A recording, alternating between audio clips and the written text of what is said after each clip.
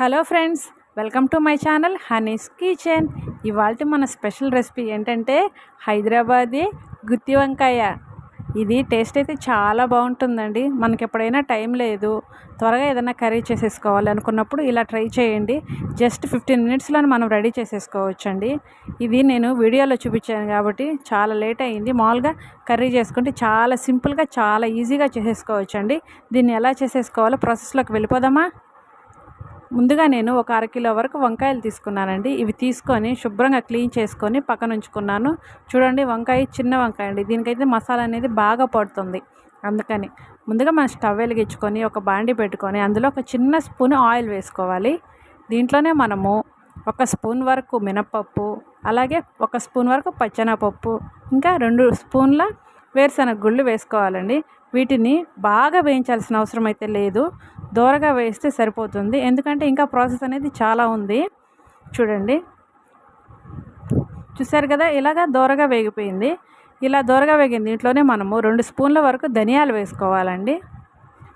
ఇప్పుడు ఈ ధనియాలు కూడా లైట్గా ఫ్రై అయ్యేంత వరకు ఫ్రై చేసుకోవాలి.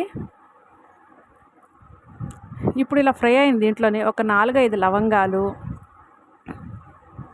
ఇంకా ఒక దాల్చిన చెక్క, కొంచెం అంత కొబ్బరి అనేది ఆప్షనల్ అండి, మీ ఇష్టము. వేసుకుంటే వేసుకోవచ్చు, లేకపోతే లేదండి. కొబ్బరి ప్లేస్లో మనం జీడిపప్పు వేసుకున్నా సరిపోతుంది. నేనైతే 2 వేసానండి. ఎందుకంటే ఈ జీడిపప్పు, ఈ కొబ్బరి ఫ్లేవర్ అంతా తగిలి కర్రీ అనేది చాలా టేస్టీగా ఉంటుందండి. అందుకని కొబ్బరి వేసుకోండి, టేస్ట్ బాగుంటుంది. ఇప్పుడు దీంట్లోనే మనం కొంచెం అంత అల్లము, అలాగే ఒక పెద్ద వెల్లుల్లి వరకు వేసుకోవాలండి. ఈ కర్రీలో వెల్లుల్లి ఫ్లేవర్ అనేది చాలా బాగుంటుంది. వేసుకొని వీటన్నిటిని మనము దోరగా వేయించేంత వరకు వేయించుకోవాలి. చూడండి ఎలా వేగిపోయాయి. ఇప్పుడు దీంట్లోనే మనం గుప్పెడంత కొత్తిమీర వేసుకొని మొత్తం అంతా బాగా ఒకసారి కలుపుకొని స్టవ్ కట్టేసుకోండి. ఈ ప్రాసెస్ అంతా మనం సిమ్లో పెట్టుకొని చేసుకుంటే ఇవన్నీ బాగా ఫ్రై అవుతాయండి. వీటిని పక్కన ఉంచుకొని చల్లార్చుకోవాలి. ఒక 5 మినిట్స్కి ఇవి చల్లారిపోతాయి. ఇప్పుడు ఈ చల్లారిపోయిన వీటిని మనము ఒక మిక్సీ జార్లో వేసేసుకొని పౌడర్ చేసుకోవాలి.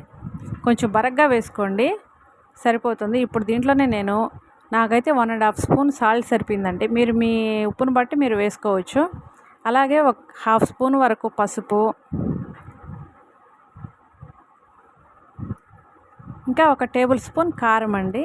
నేనైతే ఇంకొంచెం కూడా వేసాను. మీకు స్పైస్ ఎక్కువ తినేవాళ్ళు కొంచెం వేసుకోవచ్చు. ఇప్పుడు దీంట్లో 2 టేబుల్ స్పూన్లు వాటర్ వేసుకొని ఇలా మెత్తటి పేస్ట్ చేసుకోవాలి. ఇప్పుడు వంకాయలకు మనం ఇలా కాళ్ళు కట్ చేసుకోవాలండి, మొత్తం వేసేయకూడదు. వీటన్నిటిని కట్ చేసుకొని పక్కన ఉంచేసుకొని ఒక బౌల్లో వాటర్ తీసుకొని అందులో కొంచెం ఉప్పు వేసుకొని కలిపేసుకోవాలండి. కల్లుప్పు వేసుకోండి. ఎందుకంటే వంకాయలని ఇలా కట్ చేసి పక్కన ఉంచేసుకుంటే వంకాయ అనేది కరునెక్కిపోతుంది. ఇలా కరునెక్కకుండా ఉండాలంటే మనం వీటిని ఉప్పు వాటర్లో వేసుకోవాలి. చూస్తున్నారు కదా, నేను చూపిస్తున్న విధంగా 4గా కట్ చేసుకోండి. అన్నీ కట్ చేసి పెట్టేసుకున్నానండి. ఇప్పుడు మనం వాటర్ అనేది బాగా పిండేసుకొని ఒక్కొక్క వంకాయకి మసాలా పట్టించేసుకోవాలి. ఈ కర్రీ అనేది చాలా సింపుల్గా చేసుకోవచ్చండి. టేస్ట్ అనేది కూడా చాలా బాగుంటుంది. జస్ట్ 15 మినిట్స్లో అయిపోతుందండి. నేను వీడియో చేస్తున్నాను కాబట్టి నాకు టైం అనేది ఎక్కువ పట్టినట్టు అయింది. మీరు డైరెక్ట్గా చేసుకుని మీకు త్వరగా అయిపోద్ది. చూసారు కదండి, అన్నిటికీ మసాలా పట్టించేసి ఇంకా నాకు మసాలా మిగిలింది. ఇప్పుడు ఒక పెద్ద బాండీ తీసుకుని వెడల్పాటిది తీసుకోండి.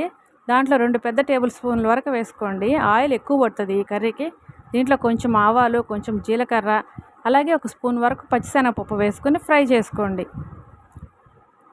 ఇవి లైట్గా ఫ్రై అయిన తర్వాత ఇందులో మనము ఒక మీడియం సైజు ఉల్లిపాయ తీసుకొని సన్నగా కట్ చేసుకొని వేసేసుకొని ఫ్రై చేసుకోవాలి. దీంట్లోనే మనం 2 రెమ్మల వరకు కరివేపాకు వేసుకొని దీన్ని బ్రౌన్ కలర్ వచ్చేంత వరకు ఫ్రై చేసుకోవాలండి. ఉల్లిపాయ అనేది పచ్చిగా ఉంటే కర్రీ అనేది పాడైపోతుంది ఎండలకి, అందుకని ఉల్లిపాయ అనేది బాగా వేయించుకోవాలి. ఇప్పుడు దీంట్లోనే మనము 2 మీడియం సైజు వరకు టమాటాలు తీసుకొని ఇవి మెత్తబడేంత వరకు బాగా ఫ్రై చేసుకోవాలి.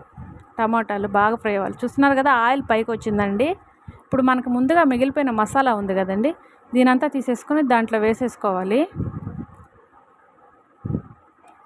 వేసుకొని దీన్ని కూడా బాగా ఫ్రై చేసుకోవాలండి.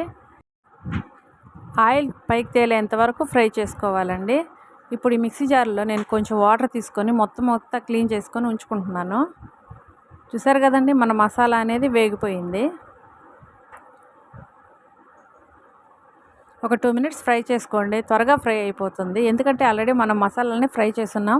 ఇప్పుడు ఇలా ఫ్రై అయిన దీంట్లోనే మనం ఒక్కొక్క వంకాయగా దీంట్లో పెట్టేసుకోవాలి ఈ మసాలాలో. ఇలా పెట్టేసుకున్న తర్వాత దీన్ని మనము మంట అనేది మీడియం టు లో పెట్టుకొని ఒక 5 మినిట్స్ వరకు మగ్గించుకోవాలండి. వంకాయ కలర్ మారేంత వరకు మనం ఫ్రై చేసుకోవాలి. చూడండి మన వంకాయ అనేది ఎలా ఫ్రై అయిపోయిందో. ఇప్పుడు మనము ముందుగా క్లీన్ చేసి ఉంచుకున్న వాటర్ని దీంట్లో పోసేసుకోవాలండి. మసాలా వాటరేనండి అవి. దీంట్లో 1 గ్లాసు 1.5 గ్లాస్ వరకు వాటర్ పడతాయండి. పడితే మనకి వంకాయ అనేది మెత్తగా సాఫ్ట్గా ఉడికిపోతుంది. గ్రేవీ కూడా బాగా వస్తుందండి. మీరు ఇప్పుడు ఇలా ఉడికేటప్పుడు మీరు ఉప్పు కారం అన్నీ సరిపోయా లేదో ఒకసారి చెక్ చేసుకోండి. ఇప్పుడు ఈ వాటర్ పోసిన తర్వాత కూర మొత్తం ఒకసారి బాగా కలిపేసుకొని మనం మూత పెట్టేసుకొని ఒక 10 మినిట్స్ అయితే మన కర్రీ అనేది ఉడికిపోతుందండి. చాలా సింపుల్గా ఉడికిపోతుంది వంకాయ అనేది. నేనైతే చాలా లేత వంకాయలు తీసుకున్నాను. చూసారు కదండి మన గ్రేవీ ఎలా రెడీ అయిపోయిందో.